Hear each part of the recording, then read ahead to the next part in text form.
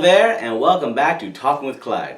I realize it's been a while since my last video, but many life events has been happening right now that required my attention. It is a very exciting time in my life, and this is the first video that's being made after many things that's been going on that I'm very excited for. I am also, by the time this video is being recorded, I am extremely close to being monetized. Also very exciting. And to celebrate this, I will talk about something that we are still all dealing with right now, and that will be when coronavirus started while I was living in China. So because I was living in China, COVID has been in my life since late January of 2020. I remember when it really started affecting me because during this time, it was around Chinese New Year in China, and a very common thing that Chinese New Year was called was Spring Festival. And a lot of companies, a lot of schools and people had vacations. People took this time to see their families, all that good stuff. And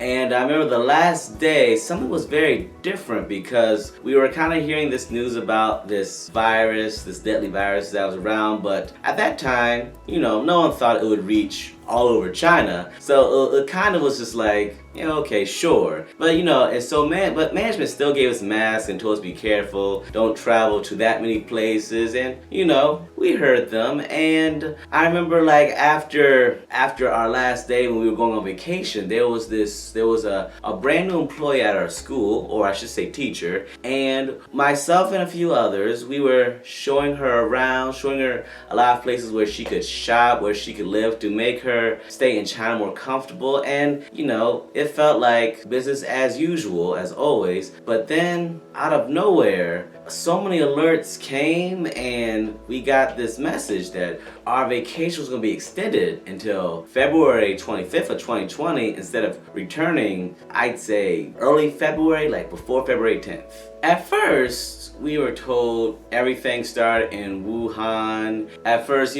places started closing early, but before we knew it, everything was closed where we were, and it was government mandated that everyone in China had a curfew at 10 p.m., which means we all had to be at our residence where we lived at 10 p.m. And I'm not sure what would have happened if we didn't, but I'm pretty sure we would have spent time in a cell. And well, as a foreigner, I really don't want to find out because international rule breaking is always a bad idea. So also, even when I did go out, everything was like a ghost town. Normally in any city of China, there was normally so much life. You saw so many cars, so many people, so many things, but now you hardly saw anyone, if anybody. People only went out if it was absolutely necessary. It was really difficult at that time to get groceries or any necessities because since no one was working, nothing was being produced. A lot of times went to stores, a lot of things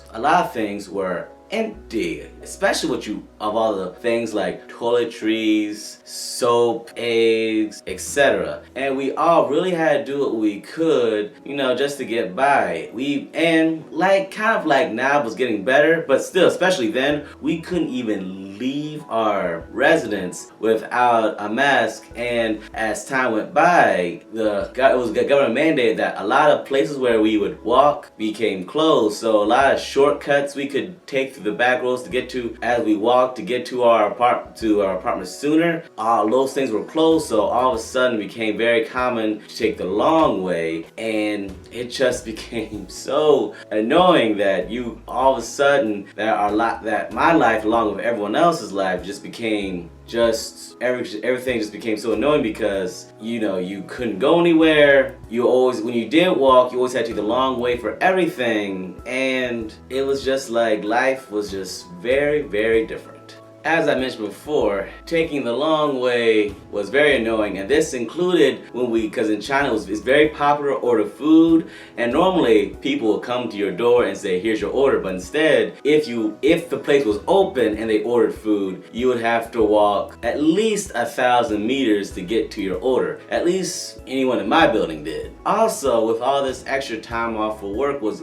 very rough because, as you can imagine, everything was shut down, so we couldn't go anywhere. anywhere. And at this time, my fiance, she would keep telling me how bored she was, and she was always say that she wanted to go and do things. So I had my hands full of trying to keep her entertained. Because normally if we had this extra time, we would travel around China, but right now, that was definitely not gonna happen.